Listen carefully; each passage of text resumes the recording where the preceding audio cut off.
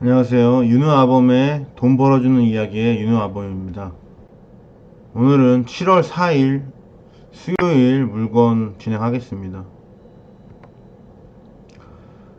역시 대법원 경매 정보 사이트에 보시면 길 검색란에서 검색하실 수 있는데, 원래 오늘 계획은 남부법원 물건을 방송하려고 했는데 남부법원에 진행하는 물건이 없습니다. 그래서 인천지방법원 거 물건을 알려드리도록 하겠습니다. 2018년 7월 4일 수요일 인천법원 진행하는 물건 총 6건이 있는데요. 이 6건 전부 다 신건이고, 제가 확인한 결과로 봤을 때 지금 감정가랑 지금 시세랑 거의 차이가 없습니다. 그래서 이번에 회차에는 전부 다 유찰될 거라고 생각을 하고요. 한번 유찰된 후에 다음 기일에 응찰하시면 되겠습니다. 오늘은 낙찰 예상 금액 방송은 없고요. 대신에 기본 경매 교육 방송을 대신 해드리겠습니다. 경매 기본 교육 방송을 이제 해드릴 건데, 일단 경매가 어떻게 진행되는지에 대해서부터 좀 설명을 해드릴게요. 처음에 이제 경매 물건을 접하실 때는 자기가 원하는 지역이나 원하는 물건이 있으실 거예요. 그래서 먼저 물건을 선택하시면 그 물건 현장에 가셔서 주변 부동산 들려서 시세도 좀 알아보시고, 그 경매 나온 물건에 대해서 이제 외관에서 좀 확인하시고, 이런 활동을 하는 걸 이제 임장 활동이라고 하는데, 부동산 여러 군데를 들리셔서 시세 조사를 열심히 해보시면 낙찰 금액 예상하는데 좀 많이 도움이 됩니다. 그래서 시세 조사를 다 해서 만약에 이제 입찰을 하실 거면 입찰 당일날 이제 법원에 가셔야겠죠. 입찰 참여하는 데는 보증금, 최저 매각 가격의 10%가 이제 입찰 보증금인데, 그 입찰 보증금과 신분증, 도장을 챙기셔서 입찰 법원에 가셔서 입찰하시면 됩니다. 만약에 내가 적어낸 금액이 낙찰이 되면 그날 이제 낙찰 허가증을 받고요. 보증금은 법원에 납부하고 낙찰 허가증을 받고 집에 가시면 됩니다. 근데 이제 낙찰이 안 됐을 경우, 이제 2등이나 3등 내지는 이제 뭐 여러 명이 응찰했을 경우에 이제 1등 낙찰자 제외한 나머지는 바로 그 자리에서 보증금, 최저 매각 가격의 10%로 냈던 보증금을 돌려받고 댁으로 가시면 됩니다. 만약 이제 그날 낙찰이 됐다면 그 다음 주 수요일이죠. 허가 기일입니다. 만약에 이제 허가가 나면 그 허가 날로부터 일주일이 항고기간입니다. 도합 2주, 낙찰을 받고 2주를 기다리시면 그 2일부터 잔금을 납부하실 수 있습니다.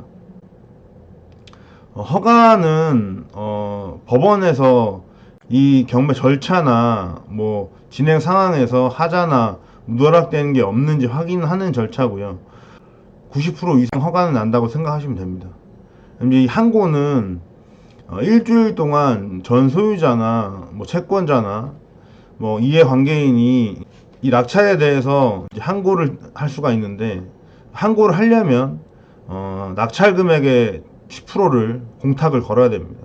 만약에 이제 이의 없음이나 기각이 나오면 이 항고로 했던 보증금은 몰수를 하게 되고요. 그렇기 때문에 이제 본 항고는 거의 들어오지 않는 편입니다. 근데 요즘에는 조금 바뀌어서 이제 즉시 항고라고 그런 제도가 또 있거든요. 그런 거는 뭐 A4지 한 장에서 간단한 사유랑 해서 집어넣는 거기 때문에 즉시 항고는 요즘에 간혹 들어오는 경우가 많이 있습니다. 그러면은 잔금 납부 기간이 대략 한 달 정도 늦춰지는 경우가 발생하게 됩니다.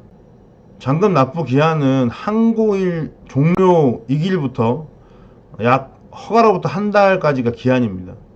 법원마다 조금씩 다른데, 그래서 잔금을 납부할 때는 보통 부동산이 최소 경락잔금 대출 제도가 있습니다. 각 은행 1금융권에서 뭐 진행하는 경우도 있고요. 2금융을 이제 선호하시는 분도 계신데, 여기서 2금융은 뭐 사채 이런 게 아니고 농협, 수협, 새마을금고 이쪽이 이제 경매에서는 이금융으로 칩니다. 그래서 잔금 대출을 받으셔서 잔금 납부하시면 되고요.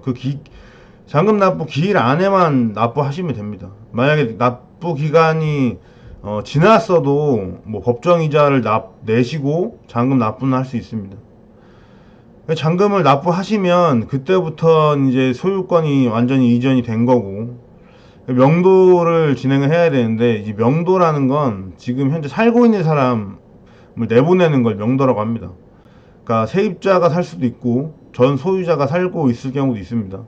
그러니까 그 사람들을 내보내는 절차가 필요한데, 여기서 이제 크게 보면은 강제집행과 협의이사 두 개로 나눠서 볼 수 있습니다.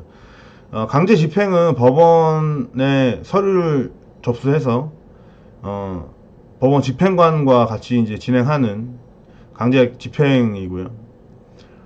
협의이사는 실제 이 사는 사람을 만나봐서 이사 비용 얼마를 주겠다, 그러니 이제 언제까지 나가라, 이렇게 해서 협의를 보는 겁니다. 그 대신에 이제 저희가 이제 만약에 진행할 경우에는 강제집행 비용이 이제 법적으로 정해진 그 비용이 있습니다. 34평인 경우에 평당 10만원 정도 생각하면 340만원 정도 되겠죠. 그 금액 안에서 협의이사를 진행합니다. 그 금액 안에는 밀린 공과금이랑 이런 게 전부 다 포함이 되어 있는 거죠. 관리비랑 이런 게. 그래서 이제 그 비용 이외로 추가로 발생하는 비용이 없게끔 해서 협의를 하는 게 가장 좋습니다. 예를 들어서 강제집행 비용이 340만원 정도 든다고 치면 협의이사는 300만원 정도 안쪽으로 해서 추가 비용 발생하지 않게 협의를 보면 가장 좋겠죠. 그 다음에 이제 그렇게 해서 명도를 끝내면 이제 공실 상태로 만들어진 거니까, 만약에 실제로 입주하실 분들은 입주하시면 되고, 만약에 이제 나는 입주를 하지 않고 뭐 전세나 월세를 내놓을 것이다, 그러면 뭐 전세나 월세를 내놓으셔도 되고요. 아니면 바로 즉시 매매를 할 수도 있죠. 그렇게 해서 매매를 하셔도 됩니다. 그러니까 총 기간은 입찰일로부터 명도 완료까지 대략 전 소유자가 살고 있는 경우라면 2달에서 2달 반 정도 생각하시면 되고요. 세입자 같은 경우는 배당을 받아서 나가야 하기 때문에 배당 종기일 이후로 한 달이 걸리기 때문에 3달에서 3달 보름 정도 생각하시면 기간은 맞을 것 같습니다.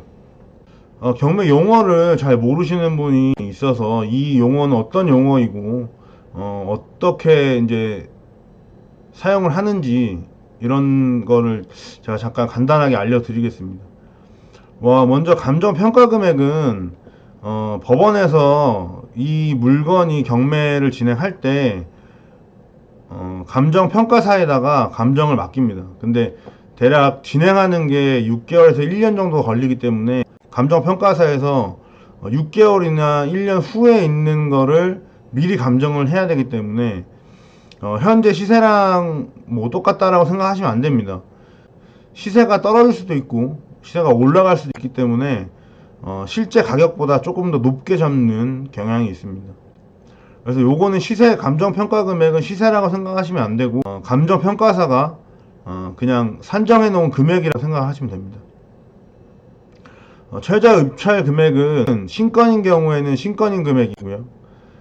한번 유찰된 경우에는 그 유찰된 최저가를 얘기합니다. 그러니까 그 금액 이상을 작성하셔야 입찰이 유효하게 입찰이 진행이 됩니다. 입찰 보증금은 최저 입찰 금액의 10%입니다. 그러니까 예전에는 뭐 그 이상 자기가 쓴 금액의 10% 이렇게 진행한 적도 있었습니다. 근데 그거는 형평성이 어긋난다고 판단이 돼서 현재에는 일괄적으로 최저 입찰 금액이 10%입니다. 예를 들어서 최저 입찰 금액이 5억이면 5천만 원이 보증금이 되겠습니다.